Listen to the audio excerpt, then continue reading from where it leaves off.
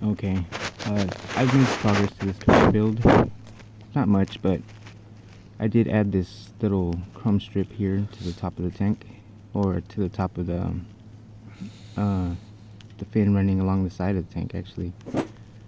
What I'm considering is putting something here between the tank and the fin, holding it up, the wooden fin.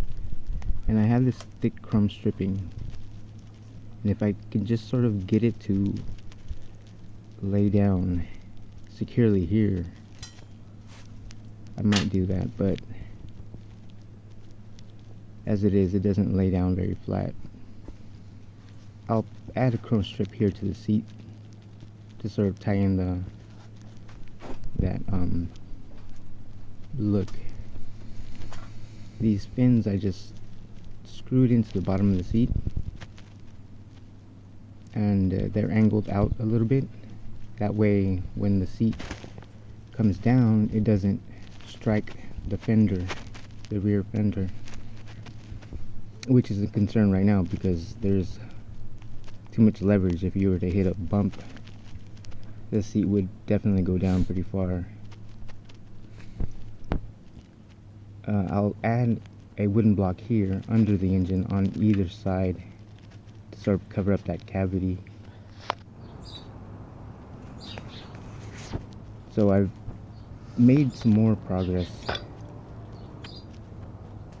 I ended up putting that thicker chrome stripping here because I tried it at different locations and it sort of looked good. I like how the the tank can lift up like this, you know. That way if you ever have to get the cables, work on the cables underneath or something, we'll see if it works out. I'm concerned about how this is sort of square looking, but I added this little piece in order to make it look more complete. I had to leave this open because of this fuel cock in the fuel line. And besides, we should be able to open and close the fuel line easily. Oh yeah, the supports. I'm kicking around the idea of using these, which I salvaged off of a bicycle that I had that I was in an accident. Somebody pulled out in front of me, but I used the front forks to sort of be seat supports in the back. It sort of makes sense because they're the right length and everything. I don't have to weld anything. This is the frame from that accident. I mean, this bike really went underneath the car.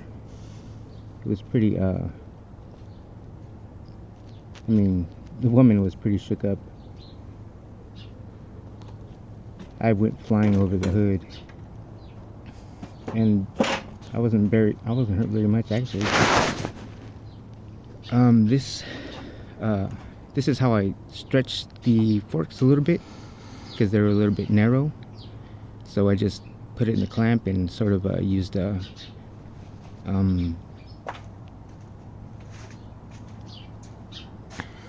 what do you call those, car jack, to spread it, and it worked pretty good. I'm not sure how to secure it to this yet, but it doesn't seem to be like it's going to be very difficult. But I'm not really sure. I'm not certain I'm going to use this. I'm just kicking around the idea, see how it looks.